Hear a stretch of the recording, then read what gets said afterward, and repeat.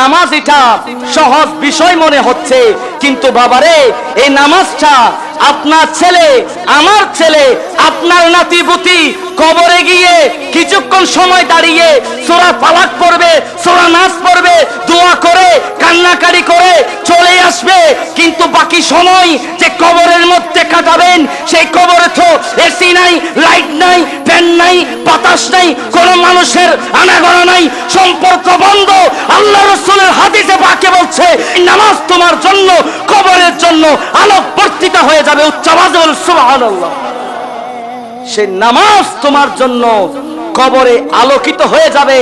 18-19 বছরের যুবক হয়ে যাবে, জিজ্ঞাসা করবে তুমি কে? আনা সালাতুকা, আমি তোমার নামাজ। সেই কবরে নামাজ যাবে বাবা। রাসূল পাক সাল্লাল্লাহু আলাইহি সাল্লাম বলছে যখন তুমি নামাজে দাঁড়াবে তখন মনে করবে তোমার জীবনের এটা শেষ নামাজ।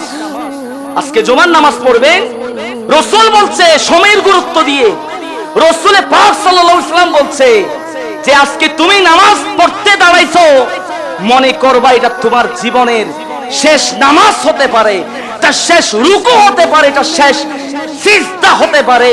সেজন্য রাসূল পাক সাল্লাল্লাহু আলাইহি সাল্লাম বলছে সাল্লু কামা রাআইতুমুনি, তোমরা আমাকে যেভাবে সালাত আদায় করতে দেখেছো তোমরা সেভাবে নামাজ আদায় করো। সুবহানাল্লাহ।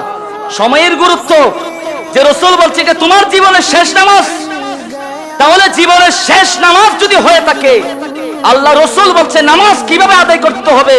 হাদিসে পাক আনতাবুদাল্লাহ কাআন্নাকা তারাহু, তুমি নামাজ এমন ভাবে আদায় করো যেন তুমি নামাজে আল্লাহকে দেখছো। সুবহানাল্লাহ। তারপর বলছে ফাইল্লাম তাকুন তারাহু ফাইন্নাহু ইয়ারাকা, তুমি যদি আল্লাহকে দেখতে না পাও অবশ্যই অবশ্যই আমার আল্লাহ তোমাকে দেখছে নামাজের মধ্যে। সুবহানাল্লাহ।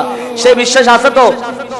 আমাদের চোখে আল্লাহকে যদি দেখতে নাও পারি, কিন্তু আমার আল্লাহ আমাদেরকে দেখছে, সেই বিশ্বাস নিয়ে নামাজের মধ্যে দাঁড়াতে হবে।